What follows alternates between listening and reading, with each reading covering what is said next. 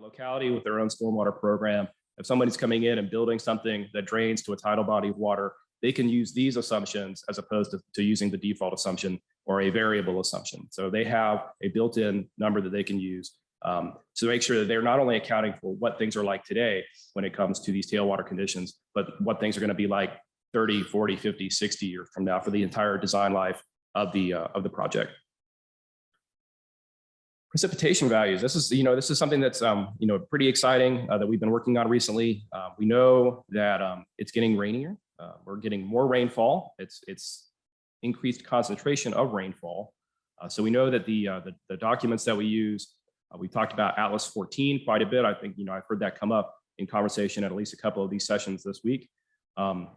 We know that things are changing. We know that the documents that we're using, the resources that we have available to us from the federal level, those authoritative documents, they're out of date. The Atlas 14, I think the most recent data in our current version of that for Virginia is actually from 2000. It was last updated in 2006 with data that was several years old already at the time. There is supposed to be an update of that's been signed. I did check on the progress. They've spent none of the money yet, so we'll see if it actually ends up finishing on time in June of 2024, which is the projected date. But the unfortunate thing with that document is that although it will update the data that they're using to do the precipitation analysis for that, it will not have a forecast for what things will be like in the future. NOAA has recently come out with a report that looks at stationarity or non-stationarity when it comes to what they can do with Atlas 14 and those products. And they're coming up with ways to do that. But unfortunately, they've also set a kind of a cutoff. So anything that's already in the pipeline doesn't get that.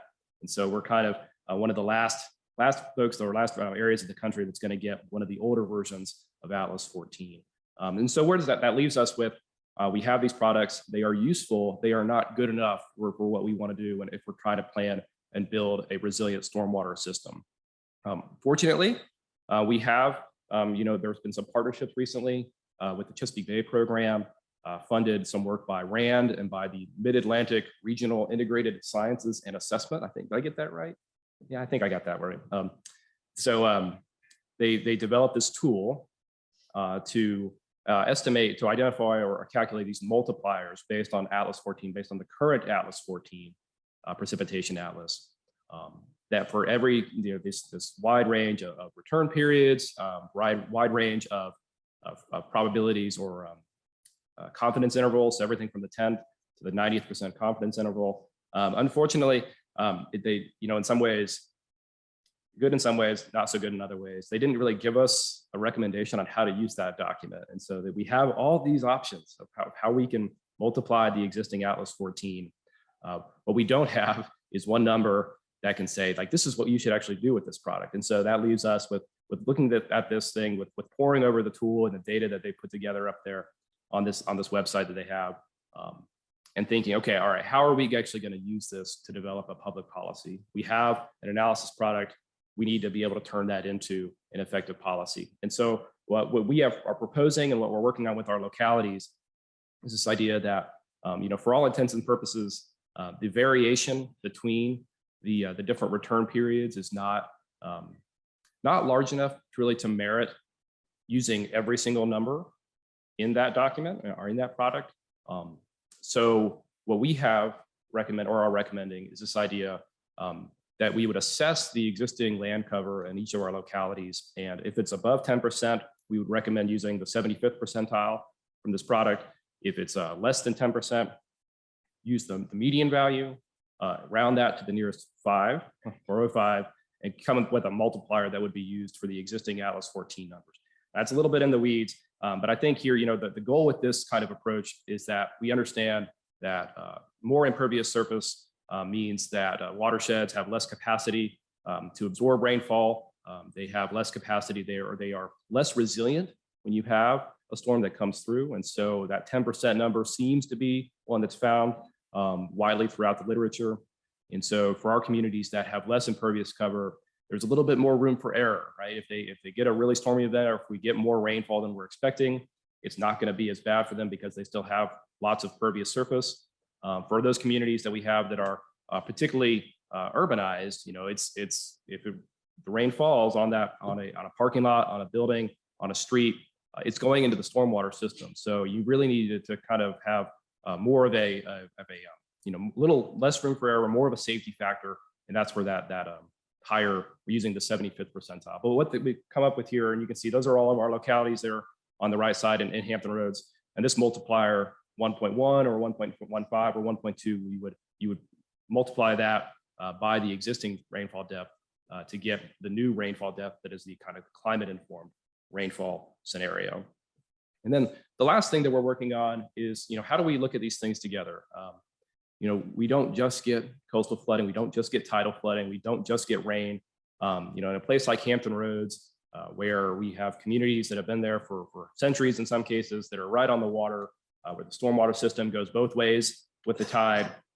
We need to have a better way of handling, of assessing these projects, these types of events at the same time, right? We should not just look at storm surge on its own. We should not just look at rainfall. And too often, that's kind of been the default over time. And so we're trying to get a better handle on what the combination, these combined events, what they look like, and how that will affect our stormwater systems.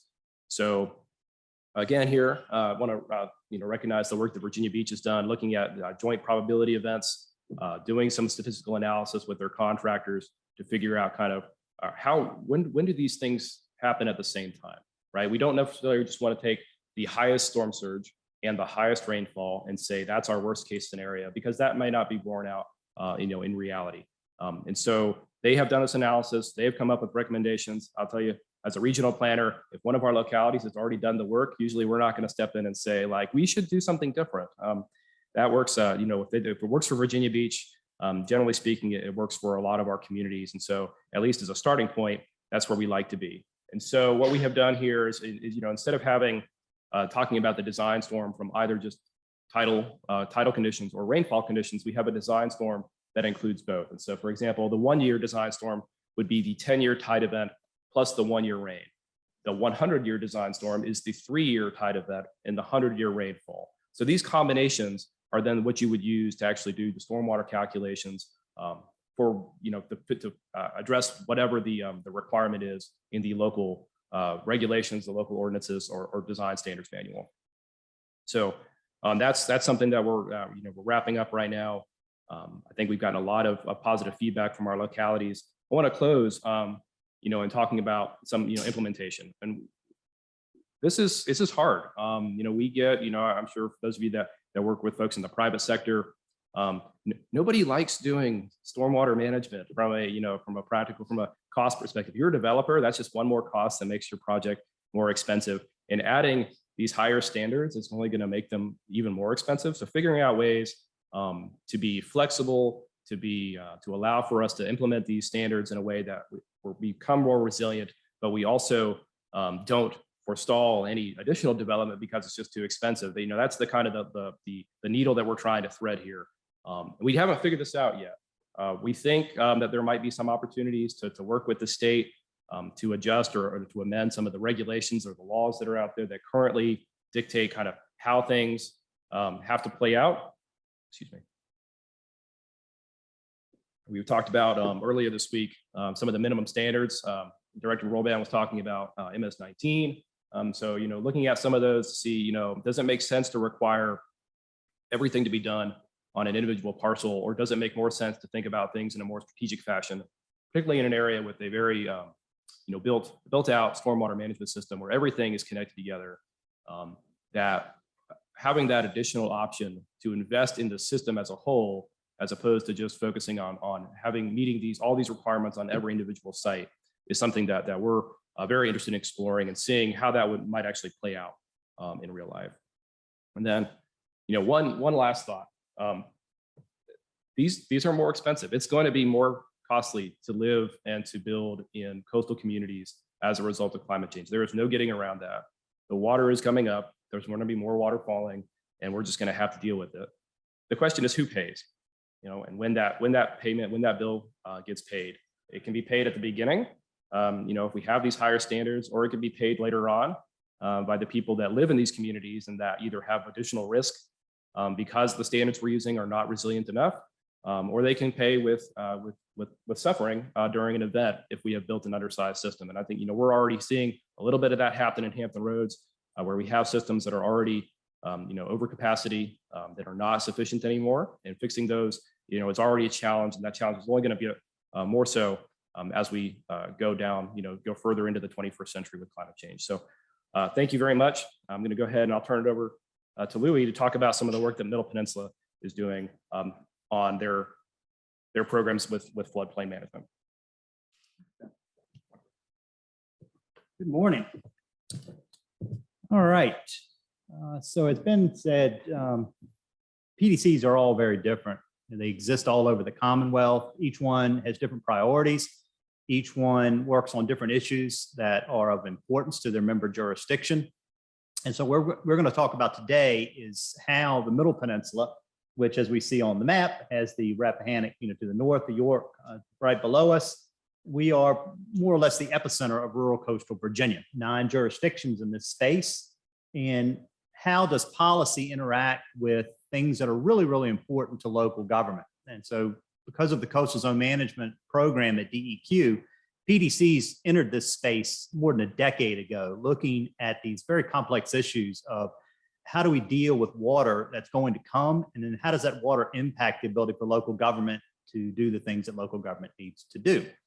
And so during that journey, we kind of coined a phrase that we use very frequently in rural coastal Virginia to talk about this problem of sea level rise and flooding as a coastal cancer. And it is literally and figuratively, grain by grain, chewing up the tax base of local government. If you look at Matthews County, which is one of our indicator jurisdictions, it has one of the lowest elevations in the Commonwealth, things that other communities haven't even thought about coming to reality are already manifesting themselves in certain jurisdictions right now. Matthews lost $65 million in their last reassessment on land value.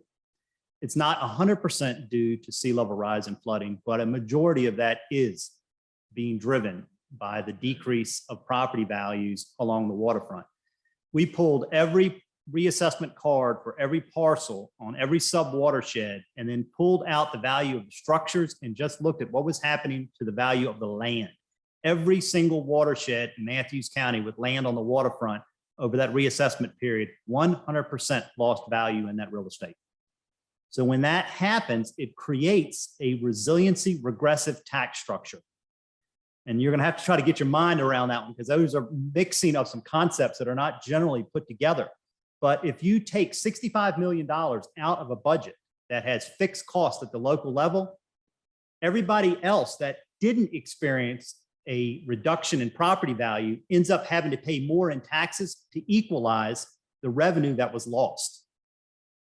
And so it's really a very complicated set of variables that we are operating in to try to make sure that we can protect the tax base. Because at the end of the day, that's what all of this is about, protecting the tax base for as long as possible until either the state or the federal government says you can't live here anymore, or the banks or the lending institutions say we're not going to insure or we're not going to lend. So now we're going to talk about what we've done in this space right now. All right, so the Fight the Flood program. So what is it? It's an economic machine. It's been in operation for 2 to 3 years. We've already generated and run through our program almost $12 million. In urban areas, that's not a big number. But when you're talking about a rural community, that is a massive amount of money that's flowing in under a structured program that does one of 2 things: protects the tax base or supports economic development. Because the money that's flowing through the community in these resiliency projects creates jobs. So we've got lots of different funding mechanisms that are in operation concurrently. $3 million have been capitalized with VRA to provide revolving loan funds for living shoreline projects. We've got special hurricane disaster money for shoreline protection. So any bucket of money that's out there that can help move our goals forward, we're going to go after.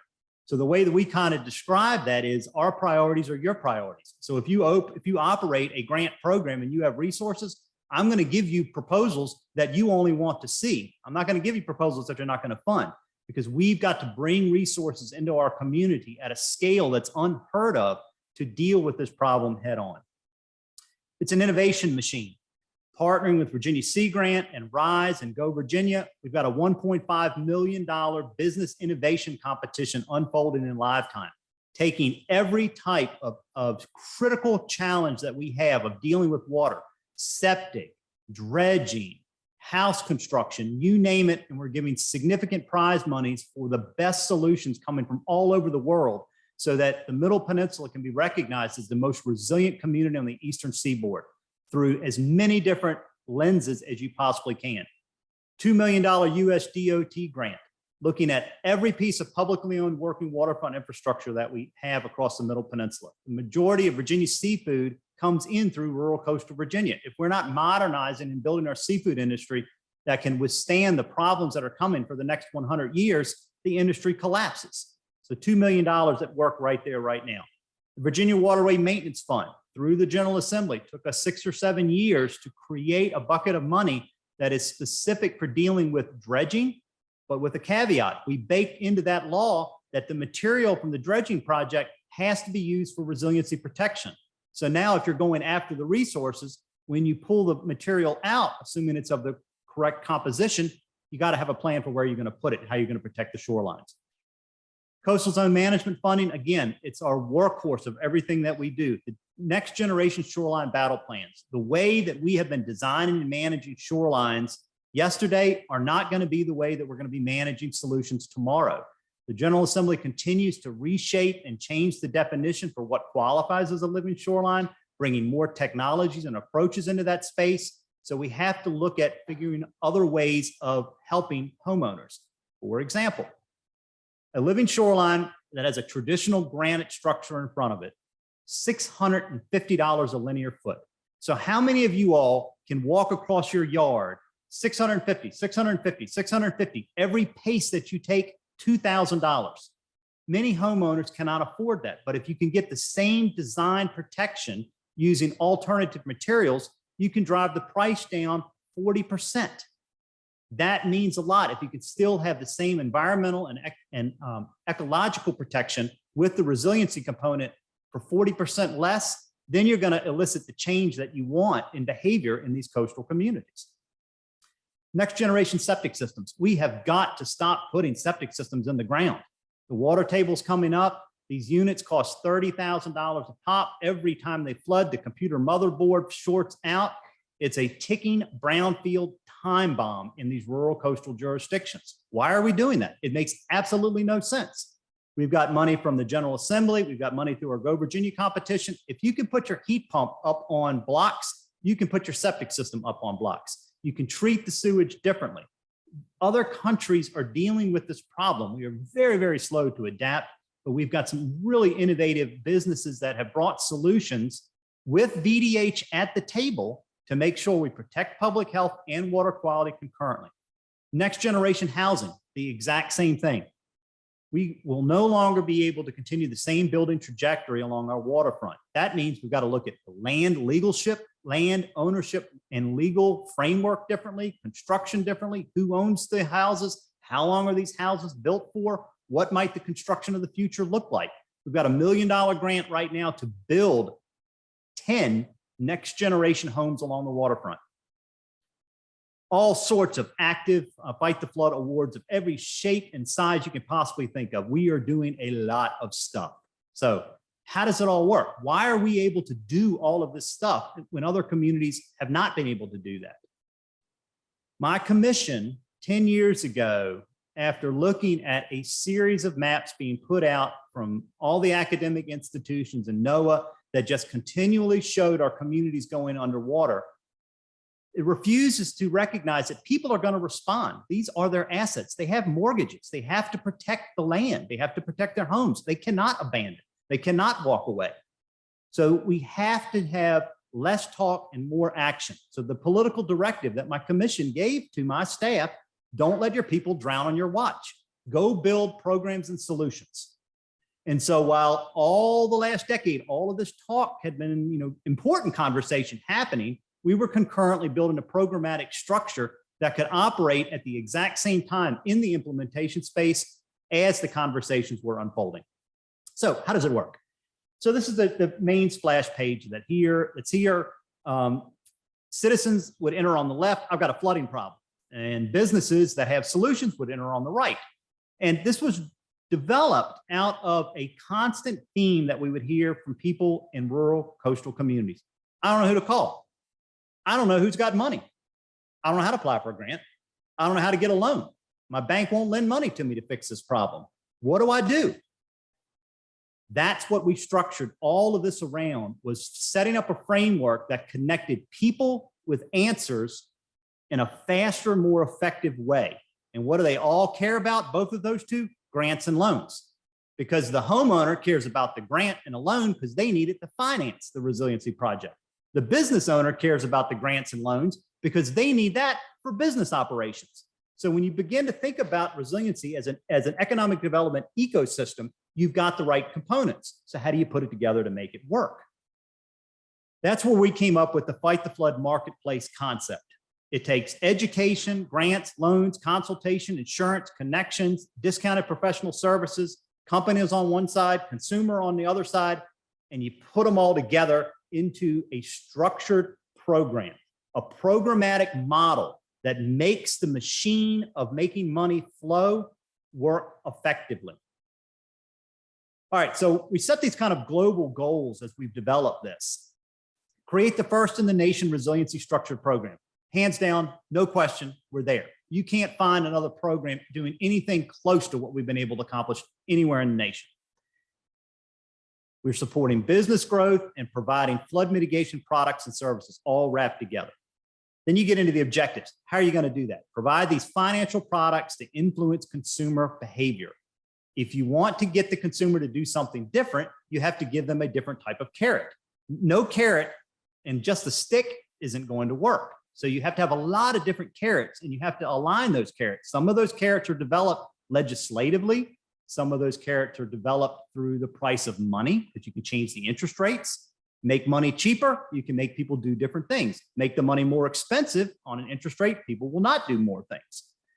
Provide the consumer with access to professional services through the Fight the Flood program, direct access to a pool of qualified companies. We'll talk a little bit more in a couple slides about how do we do that.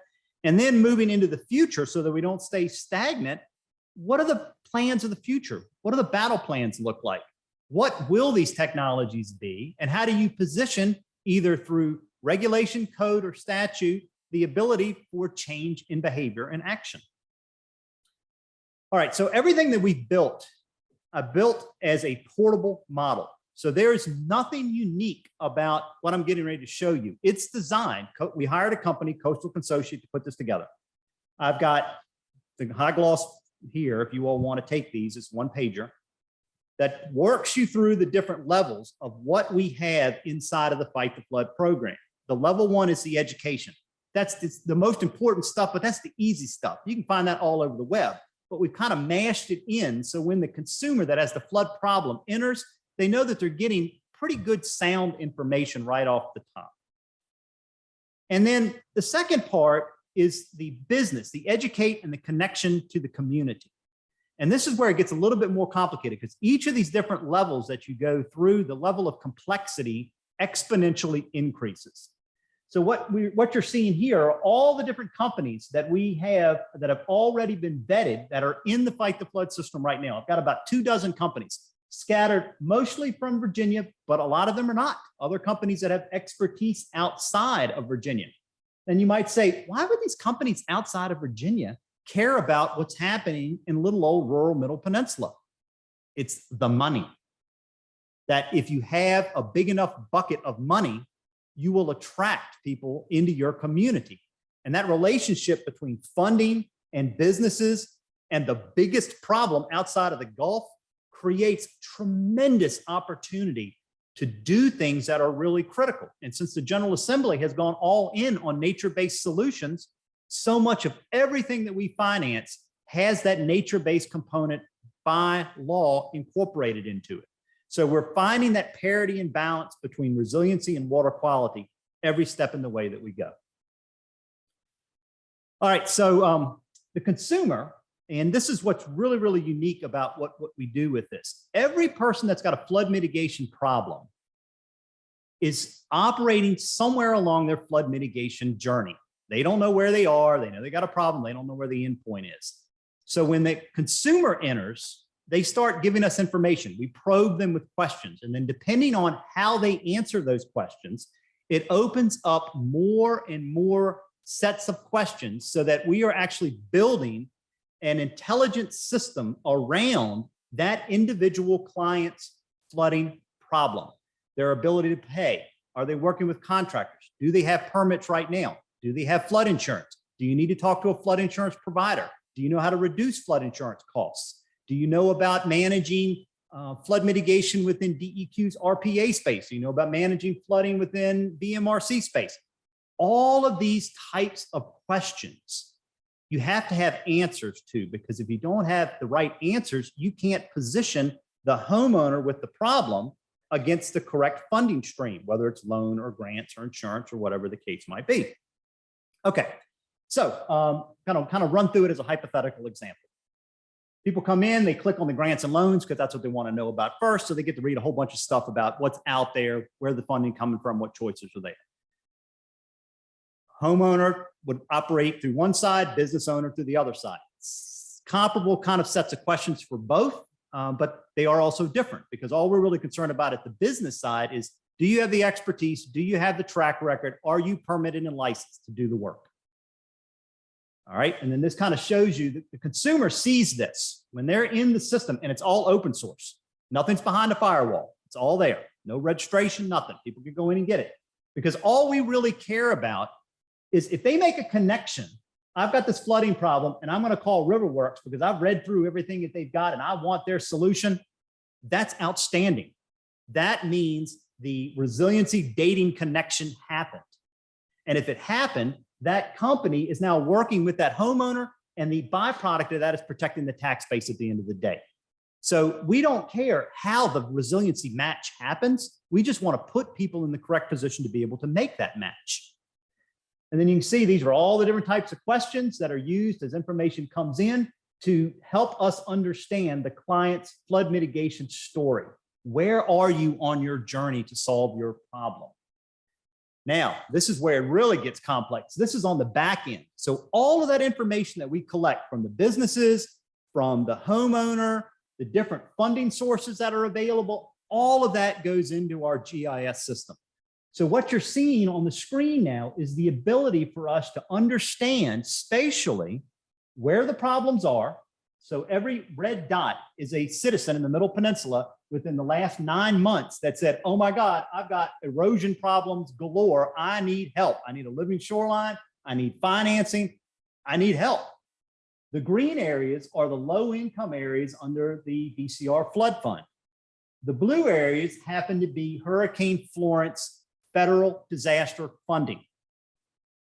So because we operate for our 9 jurisdictions and our local governments have put us into that implementation space, we've got to make sure that we understand every single funding program that's out there. And then we've got the ability to vertically drill down through each dot and understand, oh, you're in an opportunity zone, or oh no, you're in the flood fund, or no, you're in 319 land for septic, or no, you're in Hurricane Florence land. Then we're able to connect the homeowner with the funding in a way that moves projects forward faster.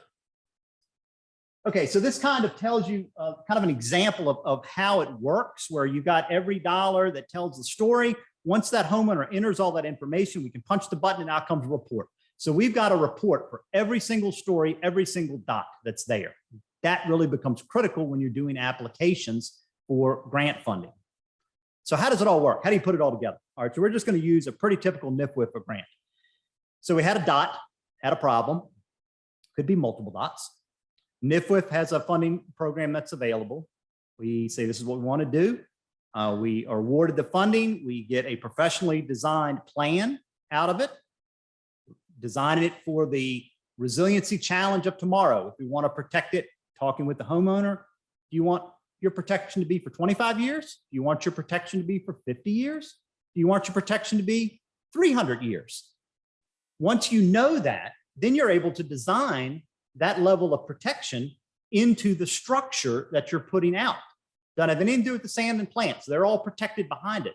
But the physical placement of whatever the first wall of defense is that absorbs the storm surge energy, that's really important. And that also drives the function of cost for the project.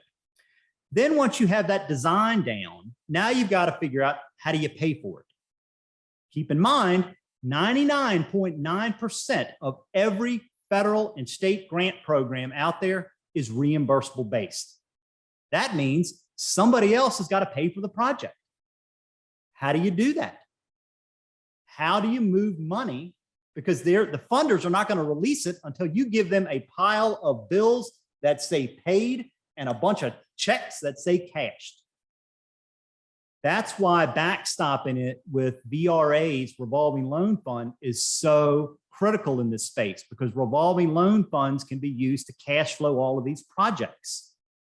So since we are backstopped with a $3 million revolving loan fund, we're able to say to the homeowner, you've got choices here. Would you like to use your own money to pay for this? We can reimburse you for it. Or do you want to put some of your money in? And they might say, no, I don't have that, or I don't want to sell stocks. Tell me about your ability to release funding. And we said, well, it's pretty quick. We don't operate like a bank. As long as you've got equity in your home, we can lend. We take a deed of trust against your home. Now the public investment is collateralized, so there's no public risk anymore that's there. We also changed the interest rate on the loans based on the risk level. And this is actually going to be really counterintuitive to what you would think. In a VE zone, I will drive the interest rate down, which is a high velocity zone. In an AE zone, I'll have the interest rate go up. And you're like, well, Lewie, why would you do that? Wouldn't you want to give somebody that's in a low risk area better financial terms? No, because if you're trying to protect the tax base, you want to make the money as cheap as possible in the highest hazard area. So you play with the financial interest rate terms to make it as easy as possible for the homeowner to make that decision. Yes, I'm going to protect, and yes, I'm going to use a nature-based solution to do it. Then you got to go to the legal side of it. You got to deal with all of your deeds of trust, your promissory notes. It is really a complex space in the backdrop to be able to make sure that all of this stuff operates effectively. Then you go to construction. You also have to have a mastery of Virginia procurement, because Virginia procurement law does not apply equal in all situations. A loan does not require Virginia procurement. All grants do not require Virginia procurement. Depending on who the beneficiary is of the grant funds drives how Virginia procurement kicks in. So there's a tremendous amount of what I would call the administrative intelligence that is necessary in the backdrop to be able to do what's needed to fight the flood. Okay, so the challenges. Our approach is very different. It's purpose-driven. Protect the tax base at all costs. Funding programs are not generally equipped for a systematic approach. When we started this, the bulk of all grant funders would say, no, you've got to go through some prioritization and tell us why this one was selected as the most important. And we said, no, we don't. Why do we have to do that? In the eyes of the permitting issuing authority, Bob's permit for his living shoreline is no more nor no less important than Jane's. The permit doesn't recognize that. The permit recognizes that there's a problem. So all projects that come forward that by the very nature of MRC issuing a living shoreline permit self-declares that it's of importance. That's been a really complicated conversation with many grant programs to get them to understand the difference with that.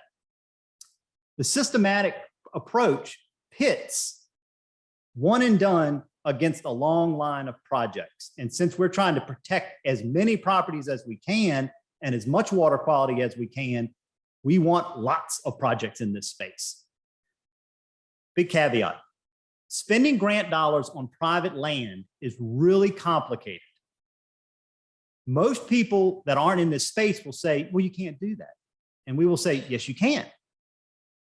EDAs do that all day long. They give cash incentives to private businesses in communities to locate. What's the difference than giving cash to a private citizen? So my first inquiry with legal counsel and their knee-jerk reaction was, no, you can't do that. And then I said, no, I need you to dig deeper. So I walked them through it and they said, yeah, you're right. If everything that you're doing is protecting the tax base through the protection of the public health, safety, and welfare lens, now you've got a public purpose for the expenditure of taxpayer money on private property. So we had to include a public policy purpose provision that was enacted by the commission to make sure that streamlining these resources had a public purpose to them at the end of the day. Climate and flooding is a Commonwealth-wide problem. It requires wholeness of programmatic thought. It takes an extremely large team. Where it bogs down is where one side of the equation entrenches itself and will not have constructive conversation about the common good. Because if people only are thinking about it through today's lens, you're going to hit a wall every single time. We have the absolute most success with those funding programs that recognize the problem ain't going away. It's a future problem. We need to work through the administrative structure challenges to make sure that we're doing the people's work correctly. Rural is definitely not the same as suburban or urban. 98% of our waterfront is privately owned. So we have no choice but to figure out how to protect private property because it's the tax base of it. And then all of this is about rethinking how we live with the water. And so that's it. And I guess Ben and I can take some questions.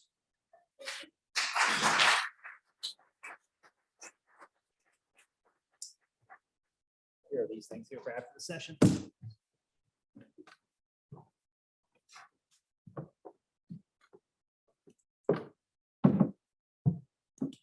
Thank you, both of you. Those are nice presentations. So we have a few minutes for question answer.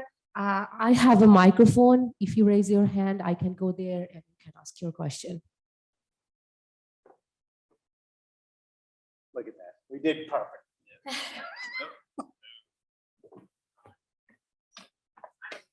Okay.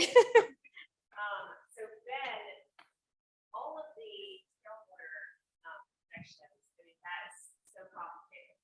Is there going to be a flow chart that, you know, local governments can reference, and those of us that would love to understand it better and reference in the future, all the trade of multipliers, how it relates to the land cover?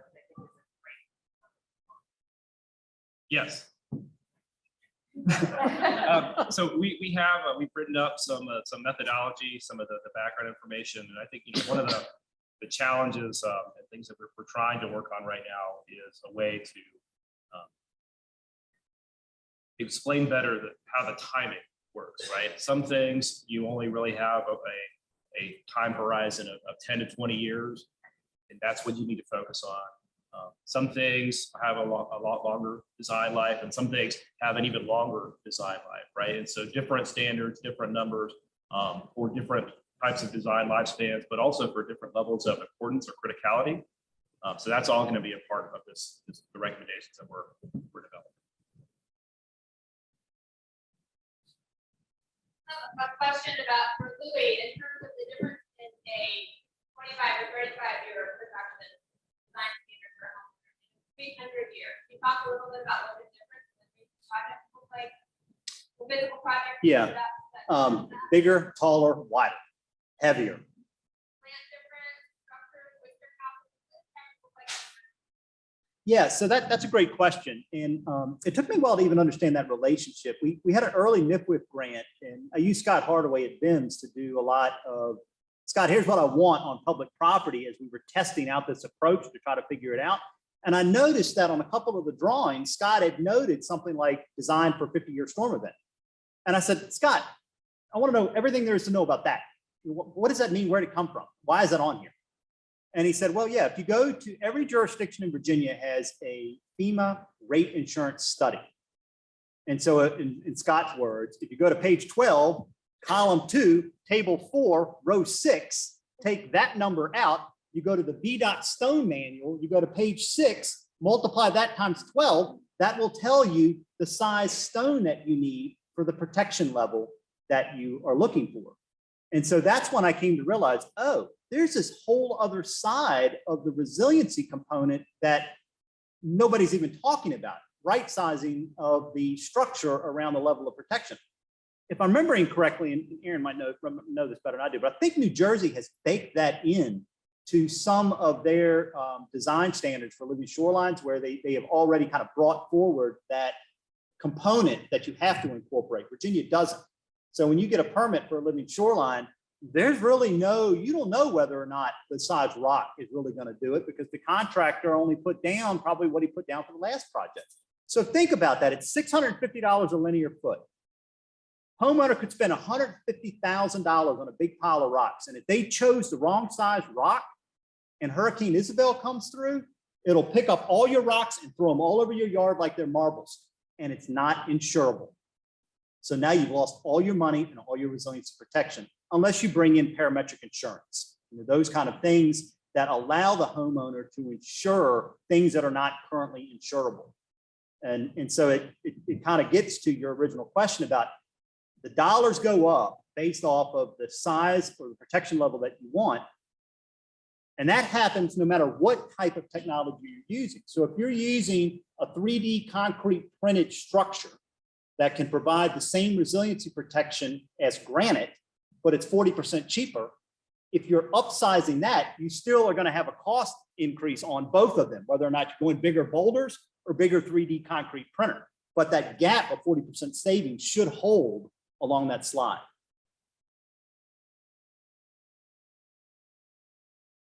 And I have one question for you. So you showed us with that at most 14, that rainfall, like precipitation value, we need to multiply 1.1, 1.2. And there was a note that it was based on existing impervious areas. So I'm assuming with time, impervious area will be increasing. So how would we incorporate that number? Yeah, that's a great question. And I think that the general response is that, when it comes to these types of policies, is that we're going to have to go and reassess them much more frequently than we are right now. We built that into our first regional sea level rise policy approach, the kind of the white paper that we wrote explaining that as the science, as we learn more, as we get more data, we should come and check back in. And that's what we're doing right now with the new report from NOAA. I think we would do the exact same thing. I mean, the rainfall depths, that's a short-term solution. Ideally, we would have some sort of updated version of that that comes from NOAA that has the latest and greatest in terms of climate models, where they have taken all that brain power at the Weather Service, and they are able to forecast out kind of what rainfall is going to look like 50 years from now, 80 years from now. But that tool is only based on the current Atlas 14 document. When they update that, when we get that new Atlas 14 volume in 2024, we can't use those same multipliers. So somebody's going to have to go back in and do either the same or a similar analysis to give us the updated multiplier information. Because so that tool has got a shelf life on it already.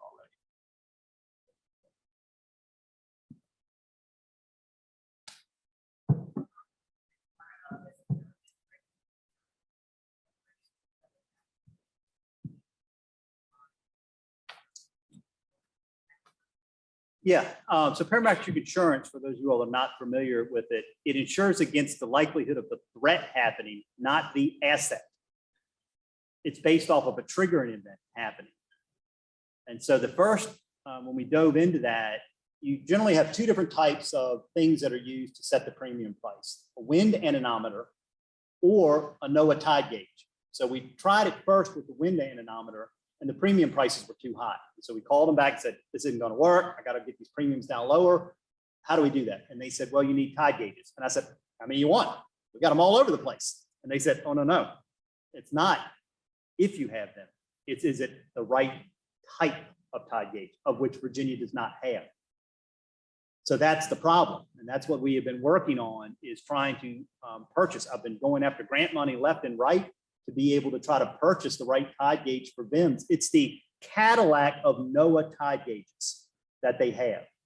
The output of that data is what the insurance bean counters use to right size the premium in relationship to the structure that you want to insure. So in theory, you could use parametric insurance to insure your septic system, your engineered septic system, which isn't insurable, your pier, your bulkhead, your living shoreline, anything that's down there, because the insurance company is hedging against the probability of the storm surge coming. But until we get the right tide gauge in Virginia, I've been dealing with this now for probably 4 years, and it's really difficult space because there are not a lot of people that, to your point, have even heard of parametric insurance.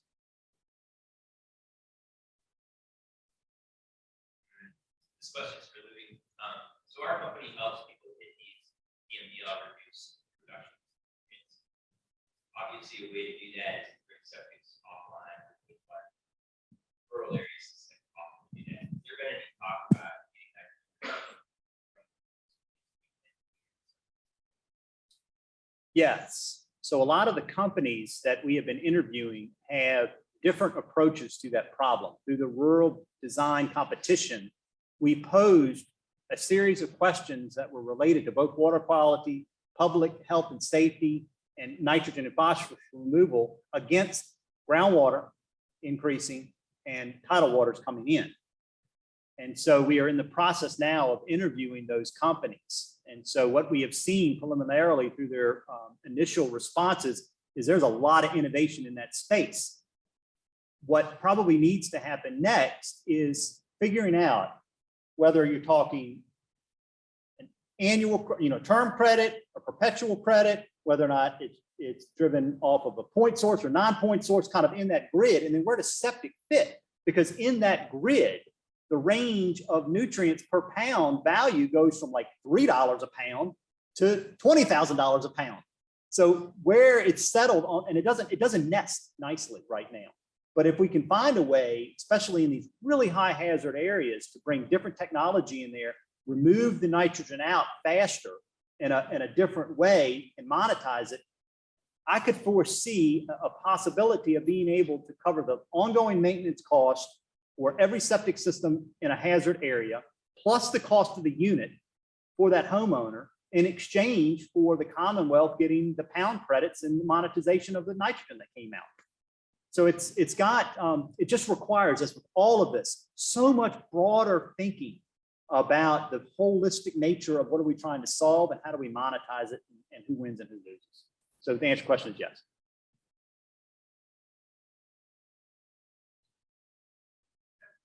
Follow-up to that question. Replacement of that program that you're overseeing. Yes, well, yeah, because the ground it's turning to pudding, and so you have no choice whether you want to call it resiliency or not. It's mucky. People can't live in that. Yes, right. But we've had this program in operation since 1998, the septic repair program. So we were doing and dealing with this issue through that indicator lens long before this whole thing of resiliency ever showed up. So it just kind of got folded in under our Fight the Flood program. Is, once that person puts their dot on the map with their problem, then they know we've got resources to help on the septic side as well.